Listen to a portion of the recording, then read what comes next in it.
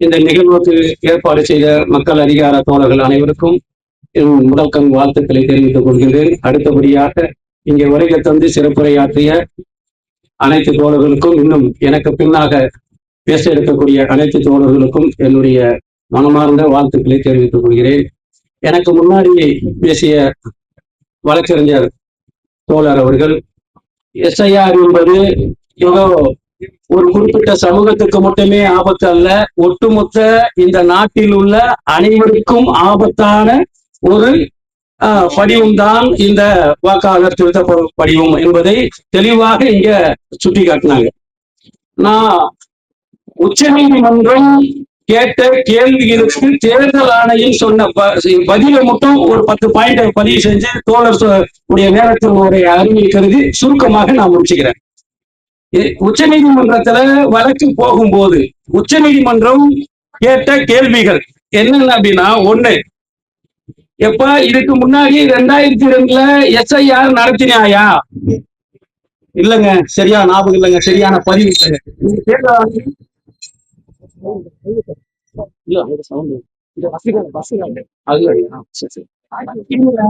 அதுக்கான முக்கியமான எந்த ஆவணமும் இல்லை. 2002 நடத்தினதுக்கான ஆவணம் இல்லை.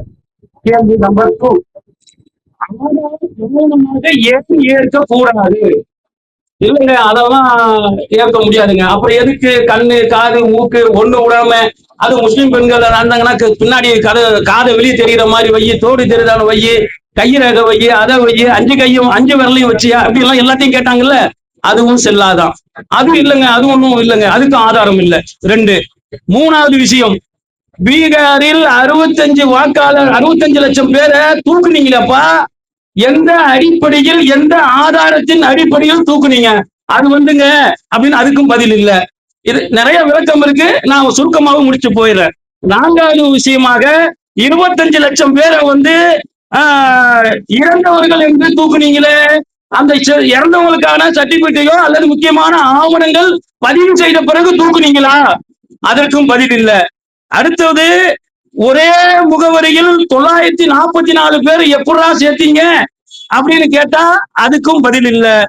2 வாக்காளர்கள் உச்ச நீதிமன்றத்தில் முறைகேட்டுக்கு வந்தானப்பா, நீ தூக்குனாலாம் உச்ச நீதிமன்றத்தில், ஐயா நான் உயிரோடு இருக்கிறேன், என் ஓட்டெல்லாம் தூக்கிட்டானுங்க அப்படின்னு நின்னாங்களே, அதுக்கு என்னப்பா பதில்? பதில் இல்லை.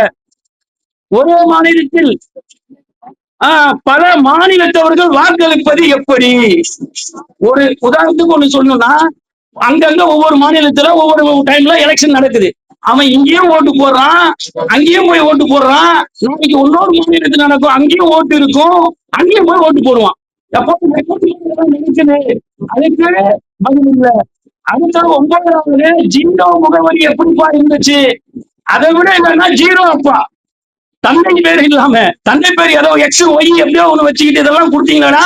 இதுக்கு என்ன ஆதாரம் இருக்கு? அதற்கும் பதில் இல்லை. 10வது தந்தை இதுக்கும் அது இல்லை. இதுதான் உச்ச நீதிமன்றத்துல இந்த கேட்ட இந்த 10 கேள்விக்கும் எந்த கேள்விக்கும் தேர்தல் ஆணையம் பதில் அளிக்கவில்லை. சரி, தேர்தல் ஆணையம் பதில் அளிக்கல, இல்ல அதுக்கு உச்ச நீதிமன்றம் அதற்கான நடவடிக்கை எடுத்துச்சான்னு சொன்னா அதுவும் இல்லை. இதுதான் இன்றைக்கு இருக்கக்கூடிய சங்கிகளுடைய அதிகாரம், ஆட்சி. பெரியார் சொன்னது போல, நீ வழக்கறிஞராக நிற்பாய், ஆனால் உச்சப்படி அங்க நீதிபதியாக இருப்பான் என்று சொன்னாங்க. அதான் இன்னைக்கு இருக்கக்கூடிய இது. ஒரு விஷயம் என்ன, ஒரு பொதுவாக எங்களுக்கெல்லாம் ஒன்றும் பிரச்சனை இல்லைங்க. இந்த ஓட்டு பிரச்சனை எல்லாம் எங்களுக்கு இல்லை, நாங்கெல்லாம் எங்களுக்கு எல்லாம் இருக்கு. இந்த முஸ்லிம்களுக்கு மட்டும் தான் இந்த பிரச்சனை.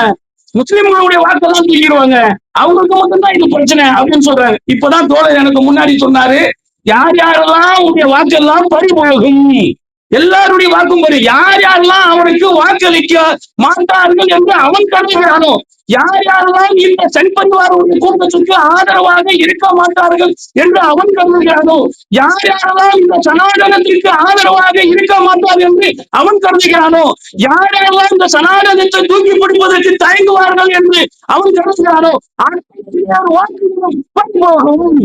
இதை நம்ம மனசுல வச்சுக்கணும். ஏதோ முஸ்லீம் என்ஆர்சி சட்டம் எல்லாம் வரும்போது என்ன சொன்னாங்கன்னா, இது முஸ்லீமுடைய போராட்டம். எங்க பெண்கள் களத்துல இறங்குறாங்க, பார்த்திருப்பீங்க.